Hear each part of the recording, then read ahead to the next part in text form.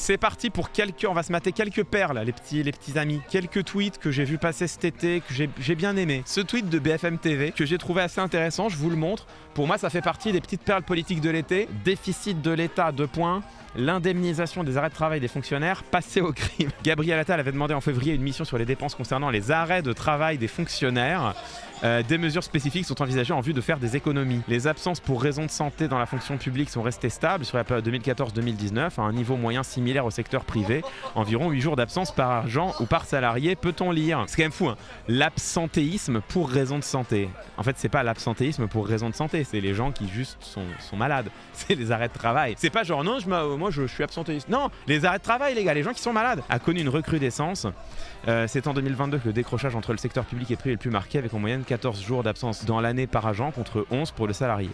Ainsi, le coût des absences est estimé à 15 milliards d'euros. Là, tu vois, c'est intéressant. Là, tu vois, tu as 2 manières de lire ces statistiques. Tu as une manière qui consiste à dire, bah en fait, les fonctionnaires en fait sont des branleurs, s'absentent plus souvent, s'écoutent un peu trop, beaucoup plus que dans le privé. Donc voilà, il faut faire la traque à ces fonctionnaires qui ne sont pas suffisamment sérieux. Voilà, tu peux lire cette statistique comme ça. Tu peux aussi te dire que si pendant la période précédente, 2014-2019, le niveau d'absence est le même et que à partir de 2020, le nombre de jours d'absence augmente partout, puisque notez que dans le privé, on est passé de 8 jours d'absence à 11,7. Dans le public, on est passé de 8 jours d'absence à 14,5. Donc si toutes les absences augmentent depuis 2019, alors qu'elles sont restées stables pendant 5 ans, tu peux peut-être te dire que c'est pas que les gens sont tous soudainement devenus des branleurs, mais peut-être davantage que les gens sont davantage cassés, sont davantage fatigués, sont davantage harassés, sont davantage amenés à la rupture, davantage sujets au burn-out, sont malmenés par leurs conditions de travail qui sont de plus en plus dégradées. Et peut-être que précisément,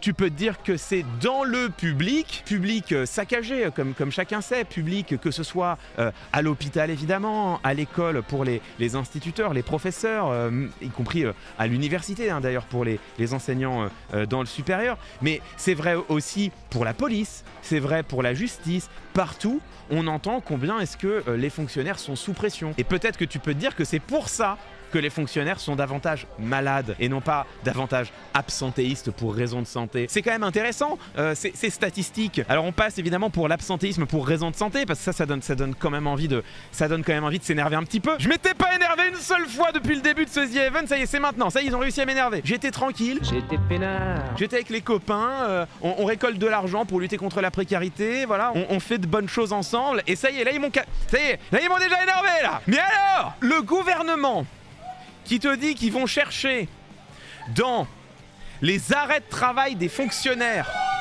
la raison au dérapage des finances publiques, alors même que ça fait jamais que 7 ans qu'on leur explique que oui c'est sûr, à force de diminuer l'imposition des personnes les plus riches, à force de diminuer la fiscalité qui pèse sur les entreprises, jusqu'à même supprimer des impôts dont tout le monde dit que non mais c'est bon, les boîtes elles peuvent les payer ces impôts là, elles ont l'argent qu'il faut, à force de mener une politique qui est en train de saccager la croissance par ailleurs, parce qu'on va en parler tout à l'heure, mais les performances économiques de la France sont absolument lamentables, et là ils peuvent pas dire que c'est de la faute de ceux d'avant, que c'est de la faute à pas de chance, que c'est de la faute au Covid, c'est bon, ils sont là depuis 7 ans les gars, normalement s'ils avaient une politique économique qui fonctionne, on devrait en avoir vu les fruits, on devrait aujourd'hui en tirer les bénéfices. C'est quand même incroyable de dire non, les gens s'absentent un peu trop, hein. Les gens s'absentent un peu trop, on va plus contrôler, mais pourquoi les gens s'absentent? C'est ta faute. Eux ils sont là en train de s'étonner quand même ces fonctionnaires qui s'absentent, c'est peut-être à cause d'eux que les finances publiques sont dégradées.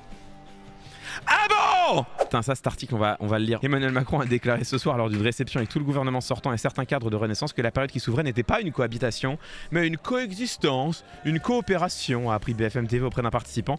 Il y a quand même ce truc-là qui est quand même incroyable. La situation politique et les équilibres parlementaires sont différents. Coexister signifie vivre ensemble. C'est ce que les Français ont imposé au Parlement, comme dans l'exécutif. Voilà. Pour le coup, c'est vrai. Hein. On n'est clairement pas dans un gouvernement de cohabitation, puisque Michel Barnier, en réalité, Premier ministre, est issu d'une formation politique qui est tout à fait minoritaire au sein de l'alliance gouvernementale, puisqu'il est issu des Républicains qui eux-mêmes comptent une 50aine de députés contre plus de 100 pour le bloc majoritaire. Donc ça n'est effectivement pas une cohabitation, mais alors une collaboration, une coopération, une coexistence, oui, oui, c'est bien. Tout ça pour ne pas dire qu'ils ont simplement refusé de lâcher le pouvoir, hein. Ils ont simplement refusé de lâcher le pouvoir après avoir perdu les élections, ce qui, quand tu le dis comme ça fait quand même hausser un sourcil, hein. Ça fait quand même hausser un petit sourcil. Il y a eu un néologisme qui a beaucoup tourné dans la presse, parce que donc j'étais en vacances mais j'ai continué de lire la presse quand même. Ah voilà, il y en a qui l'ont, hein. La fameuse coalitation. Alors la coalitation, si vous ne savez pas ce que c'est quelque chose qui est à mi-chemin entre la cohabitation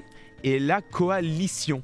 C'est de la coalitation, vous voyez, c'est pour dire que c'est pas vraiment une coalition, mais c'est pas non plus une cohabitation, c'est de la coalitation. Bon voilà, c'est se foutre de la gueule du monde, hein. C'est-à-dire que c'est des néologismes qui ne veulent absolument rien dire.